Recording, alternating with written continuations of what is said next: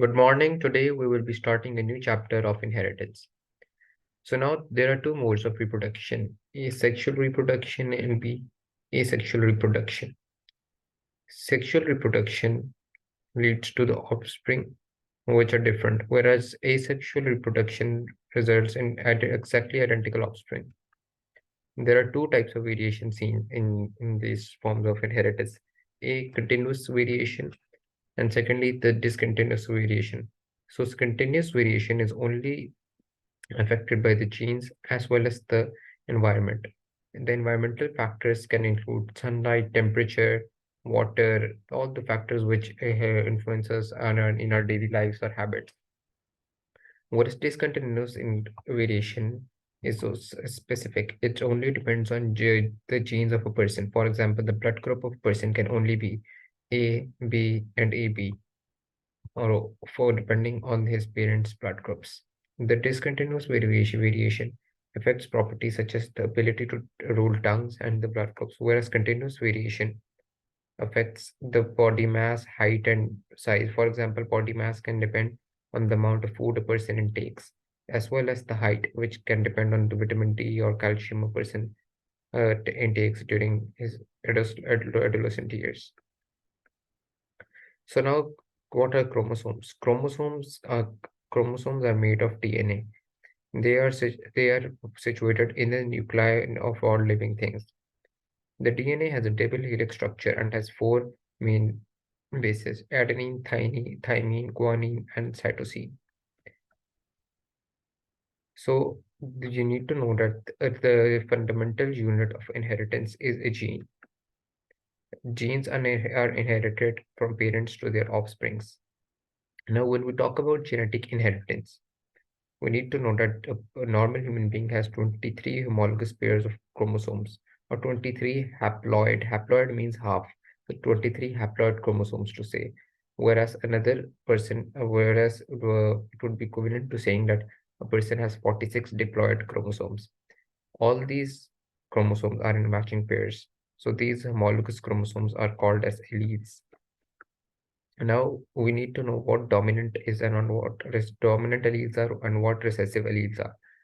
So basically signify them, we express dominant alleles with capital letters and recessive alleles with small letters or small a or capital A respectively. So if a person on our offspring has both dominant alleles, we of the same letter, for example, it is capital A, we say it as homozygous dominant. If he has two recessive alleles, for example, small a, we say it as homozygous recessive. And if he has one dominant, another recessive allele, for example, capital A and small a, it is referred to as heterozygous. Another thing I want you to know is, for example, if it's written capital A, capital B, that combination is referred to as codominant. This means that it has features of both the blood groups, both the phenotypes. So now you would ask me, what is a phenotype? Phenotype is the expression a person shows of his genes. The phenotype refers to the appearance of that genetic expression in the person. Now, in our daily lives, we express numerous environmental things which can cause mutations in our DNA. What is mutation? Well, like I told you before, that there are four fundamental bases in DNA: adenine, guanine, cytosine, and thymine. They have to pair with each other at correspondingly. Adenine with thymine and guanine with cytosine.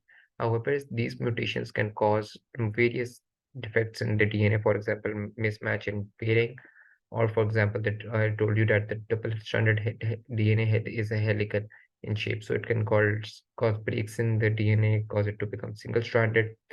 A list of mutations, various environmental mutations which we have in our daily life are been listed. For example, X-rays, microwaves, atomic radiation, nuclear and ultraviolet radiation. Um, there's a list of the diseases which are important in O-level syllabus. These include sickle cell anemia and Down syndrome. So now I would like to focus more on Down syndrome. What is Down syndrome? Like I told you before, that a normal human being has 46 identical chromosomes. However, in each chromosome, a male is for XY and a female is double X. However, in Down syndrome, the chromosome number of chromosomes are 47. This leads to a number of defects. For example, the people on Down syndrome have diminished intellect, they have congenital heart defects, as well as people in Down syndromes have they have similar faces. We can simply recognize them by looking at them. We will cover the next part of this topic in the next part of this video. Thank you.